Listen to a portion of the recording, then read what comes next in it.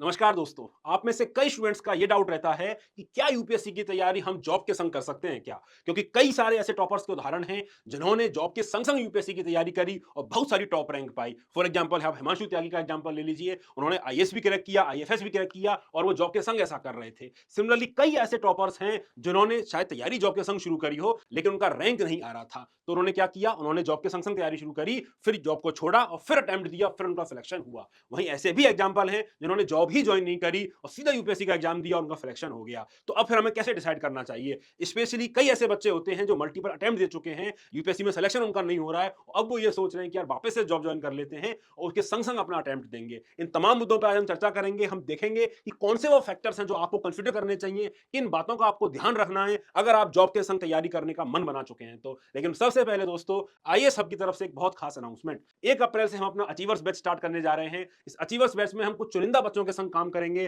ताकि फाउंडेशन से ही सिलेक्शन लाया जा सके। और अगर आपको तैयारी में कोई भी परेशानी आ रही है, कोई भी दिक्कत आ रही है और मुझसे बात करनी है, तो डिस्क्रिप्शन में दिए हुए गूगल फॉर्म को फिल करिए। टीम आपको मुझसे कनेक्ट करवाएगी और आप और हम मिलकर डिसाइड करेंगे कि इस तैयारी को और बेहतर कैसे बनाया जा सकता है, कैसे हम इस तैयारी पे आगे बढ़ सकते हैं। आइए दोस्तों, समझते हैं कि जॉब के संग-संग क्या चैलेंजेस आते हैं और कैसे उन चैलेंजेस से निपटा जा सकता है। सबसे इंपॉर्टेंट चैलेंज जो आता है, वो आता है समय का। जी हाँ दोस्तों, अगर आप जॉब कर रहे हैं तो दिन के मोस्टली 8 से 9 घंटे आपने किसी एक चीज को दे दिए। तो अब 8 से 9 घंटे अगर आप किसी को दे देते हो, प्रोडक्टिव टाइम में से 8 से 9 घंटे किसी को दे देते हो, तो फिर दोस्तों सवाल उठता है कि तैयारी कैसे करें? क्योंकि देखिए, केवल 8 से 9 घंटे की जॉब की बात नहीं होती है। कई लोग कम्यूट करते हैं, तो कम्यूट मतलब जॉब के लिए जाने का समय, वहां से आने का समय, फिर जॉब में कुछ चीजें ऐसी हो रही होती हैं जो आपको मेंटली एंगेज करके रखती हैं, आप सोचते रहते हैं ऑफिस के बारे में, तो कुल मिला के 10-12 घंटे भी आपके जा सकते हैं। तो फिर सवाल उठता है कि यार 10-12 घंटे किसी चीज में चले जाएंगे तो हम तैयारी करने का समय हमको मिलेगा ही कहाँ है? उनको 24 घंटे अल्टीमेटली आपके पास।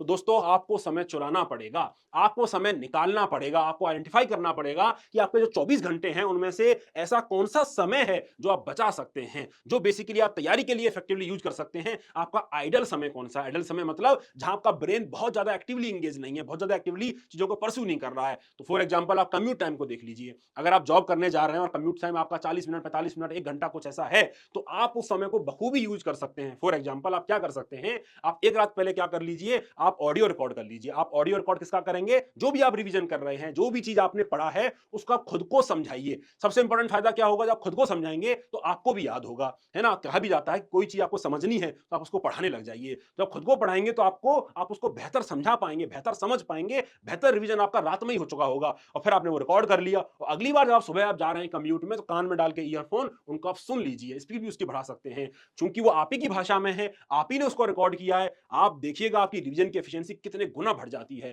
तो सबसे इंपॉर्टेंट काम ये करना है कि जो कम्यूट वाला टाइम है उसको बचाना है, उसको हमने प्रोडक्टिवली यूज करना है। स्पेशली जाते हुए का जो समय होता है, क्योंकि उस समय माइंड एक्टिव रहता है, फ्रेश रहता है। एक काम वो करिएगा। दूसरा काम, ऑफिस का हमारा 8 घंटे का काम है, सपोज मेरा 6 घंटे में काम खत्म हो गया, या ऑफिस में जो ब्रेक मिलते हैं, स्नैक्स के ब्रेक, लंच का ब्रेक, उन ब्रेक का समय कैसे यूज करना है? तो देखिए, ऑफिस में जो भी समय मिले वो गॉसिप में बर्बाद नहीं करना है। आपके पास समय ही कम है, समय ही सबसे बड़ी आपके पास जो है कुंजी है जिसको आपको सॉल्व करके रखना है। तो क्या करना है कि ऑफिस में जो समय मिल रहा है उसको आप ऑनलाइन टेस्ट दे दीजिए। बहुत सारे ऑब्जेक्टिव टेस्ट आते रहते हैं, कितनी सारी वेबसाइट्स हैं, आप डेली 5 क्वेश्चन, 10 क्वेश्चन, 15 क्वेश्चन को सॉल्व करते रहिए। तो आप क्या करेंगे, जब ऑनलाइन सॉल्व करेंगे तो बेसिकली आप कैसे भी कर सकते हैं, चलते फिरते 15-20 मिनट के ब्रेक में आप क्वेश्चन सॉल्व कर सकते हैं। क्वेश्चन सॉल्व करने से आपका ब्रेन एक्टिवली इंगेज होगा तो आपको ज्यादा बेहतर याद होगा, खुद को प्रैक्टिस भी करा पाएंगे। सिमिलरली आप क्या कर सकते हैं, आप बहुत शॉर्ट नोट्स बना के ले आइए। आप घर से शॉर्ट नोट्स बना के लाइए, एक एक पेज के, छोटे छोटे पेज के, और उसको बीच बीच में खोल खोल के देखते रहिए। 15-15 मिनट, 20 मिनट का समय रख लीजिए कि भैया मुझे इसमें रिवाइज कर लेना है। तो शॉर्ट नोट्स को भी आप एक रिवीजन का बहुत बेहतरीन माध्यम बना सकते हैं। तो बेसिकली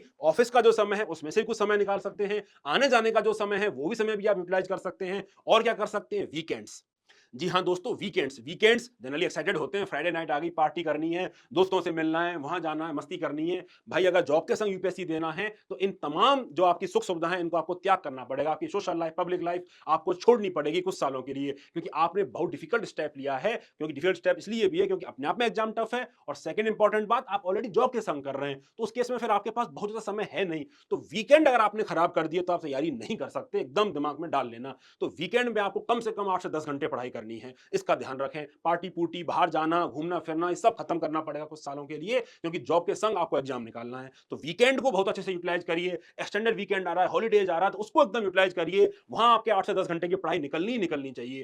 तो दोस्तों, ओवरऑल हमने समझा कि हम कैसे समय को चुरा सकते हैं, कैसे अपने बिजी शेड्यूल में से कुछ कुछ समय को हम बेहतर यूटिलाइज कर सकते हैं अपनी तैयारी के लिए। ठीक है, तो दोस्तों अब समय तो आपने निकाल लिया, और हम क्या कर सकते हैं? सेकंड इंपॉर्टेंट फैक्टर इज कि उस समय की एफिशिएंसी हम बढ़ाएं। जो भी समय हम यूज कर रहे हैं पढ़ाई में, उसकी प्रोडक्टिविटी बहुत अच्छी होनी चाहिए। अगर प्रोडक्टिविटी नहीं है, आप ऑफिस से आए और किताब लेके बैठ गए, दिमाग थका हुआ है, ऑफिस की पॉलिटिक्स में एंगेज्ड है, ऑफिस के प्रेशर में एंगेज्ड है, और आप पढ़ ही नहीं पा रहे हैं, भाई कैसे सिलेक्शन होगा? कहां से आपको याद रहने वाला है? अपने आप को बेवकूफ मत बनाइए। सेकंड इंपॉर्टेंट पॉइंट इज कि आप जो भी समय अपनी तैयारी में दे रहे हैं, उसकी प्रोडक्टिविटी को टॉप नॉच करिए। कैसे करेंगे? सबसे पहले पहचानिए कि आप किस तरह के पर्सन हैं। आपको रात में ज्यादा देर पढ़ना पसंद है, सुबह ज्यादा देर उठ के पढ़ना पसंद है? आप पहचानिए कि आपका जॉब का टाइप क्या है। क्या वो फिजिकली आपको परेशान कर देता है, या मेंटली आप थक जाते हैं? क्योंकि इन सारी चीजों का इंपैक्ट पड़ने वाला है आपके शेड्यूल के ऊपर, उसी से आपकी एफिशिएंसी डिटरमाइन होगी। तो आप क्या करिए, जब अगर आप ऑफिस से बहुत ज्यादा थक जाते हैं, ऐसा है कि भाई मैं बहुत थक गया हूं, तो आप आके पढ़ाई मत करिए। थोड़ी देर आप रेस्ट करिए। हो सकता है कि 20-25 मिनट या आधा घंटे की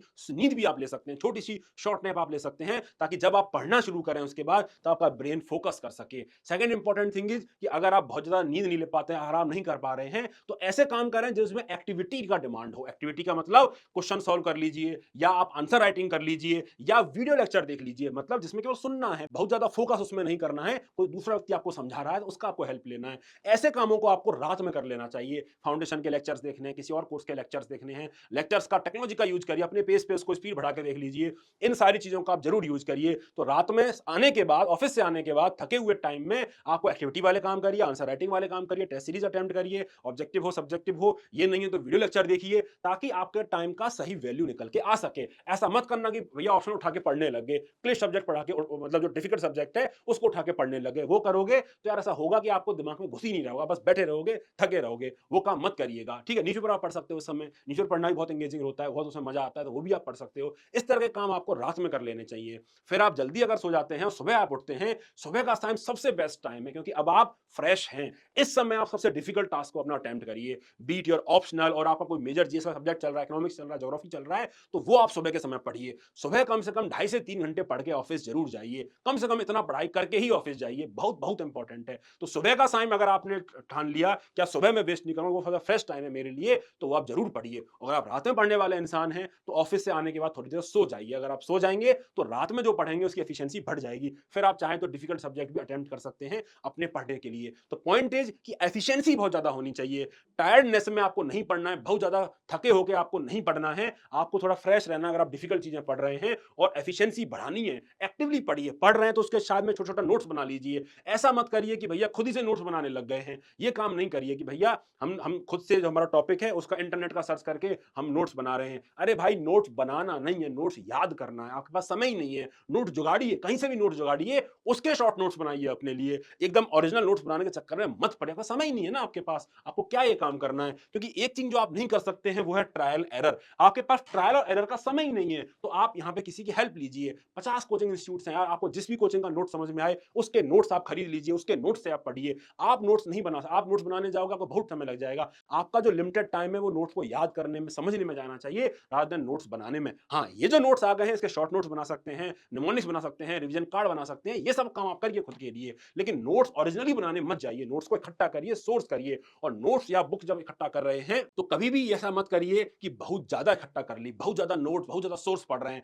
नोट्स कलेक्टर नहीं बनना है, कलेक्टर बनना है। तो पॉइंट इज कि लिमिटेड सोर्सेस से पढ़िए, क्योंकि आपके पास समय कम है। तो लिमिटेड सोर्सेस को बार बार पढ़िए, गुनिए, मंथन करिए, क्रिटिकली एनालाइज करिए, ताकि आपका रिवीजन एफिशिएंसी बेहतर हो और उस कंटेंट का एप्लीकेशन समझ में आए। 50 चीजें पढ़ लोगे तो याद भी नहीं रहेगा और ना वो एग्जाम में आने वाला है। Last and most important part is mentorship में पढ़ाई करिए। देखिए, मैं खुद कोचिंग इंस्टीट्यूट से आता हूं, आपको लगेगा कॉन्फ्लिक्ट ऑफ इंटरेस्ट है, लेकिन मैं ऐसा नहीं कर रहा कि मेरे यहाँ आइए कहीं और जाइए। आप कहीं जहां आपको अच्छा लगे वहां जाइए। द रीजन बी कि आप मिस्टेक्स अफोर्ड नहीं कर सकते। आपको नहीं पता कि भैया कौन से समय कौन सी प्रिपरेशन करनी है। अगर आप बिल्कुल बिगनर हैं तो कौन से सब्जेक्ट में कितना समय देना है। साइंस एंड टेक में 4 महीने दिए पड़े हैं, वो सब्जेक्ट है ही नहीं 4 महीने का, एग्जांपल दे रहा हूं। ऐसे ही कोई और सब्जेक्ट है उसमें बहुत डिस्प्रोपोर्शनेट टाइम दे रखा है, तो उतना टाइम उसको नहीं देना चाहिए। आर्ट एंड कल्चर पहले से पढ़ रहे हैं, अरे भाई आर्ट एंड कल्चर बाद की चीज है, उसको बाद में पढ़िए, बहुत डिफिकल्ट है ना, वो फैक्चुअल है, वो मत पढ़िए पहले। तो ये सीक्वेंस क्या होना चाहिए? फिर साल के कौन से टाइम में आंसर राइटिंग में ज्यादा फोकस करें, कौन से टाइम में प्लेन से फोकस करें। आंसर राइटिंग कर रहे हैं तो आंसर राइटिंग में इंप्रूवमेंट कैसे करें। केवल आंसर राइटिंग करने से बात नहीं बनेगी ना, उसमें कुछ सजेशन दे कि इंट्रोडक्शन खराब आ रहा है, कंक्लूजन खराब आ रहा है, 50 चीज ये करनी है,